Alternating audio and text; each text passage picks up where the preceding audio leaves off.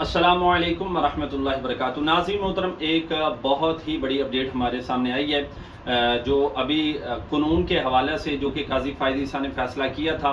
नाज़रीन मोहतरम, आप जानते हैं कि आज मसला ख़त्म नबूवत पर ये जो फ़ैसला हुआ था, इस पर आज मीटिंग थी। नाज़रीन मोहतरम, आपको बताना चाहता हूँ कि इस मसले को गैर मुअय्यना मुद्दत तक जो है मुलतवी कर दिया, यानी कि कोई तारीख मुकर्रर नहीं की, चाहे एक दिन बाद दोबारा इसका फैसला आए, चाहे 2 दिन बाद, चाहे साल बाद, यानी कि गैर मुअय्यना मुद्दत के लिए इसको मुलतवी कर दिया गया है। और दूसरा नाज़रीन मोहतरम, मुझे तकरीबन काफ़ी दिनों से हमारे पास ये खबर आ रही थी और दोस्तों ने भी तकरीबन दो तीन दिन वो मुझे जो है वो बार बार कॉल करते रहे, तो मैंने कहा चलें वीडियो बना दें।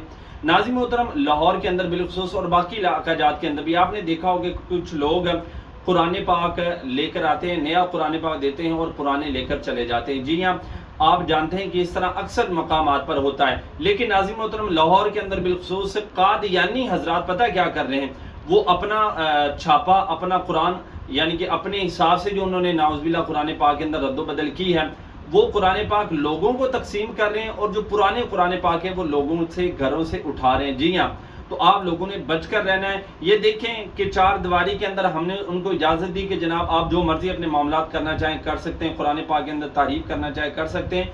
अब देखें कि जो चार दीवारी तक ये बात महदूद नहीं रही, बल्कि लोगों के घरों तक ये बात पहुंच गई है। तो आपने इन जैसे लोगों से बचकर रहना है। कोई आपके घर कुरान पाक तब्दील करने के लिए आए और कहे कि पुराना दे दो, तो आपने खुद ही जो है वो समझ जाना है। तो इसलिए आपने होशियार होकर रहना है और इस वीडियो को दोस्त अहबाब तक भी पहुंचाना है ताकि वो भी इस फितने से बच सकें।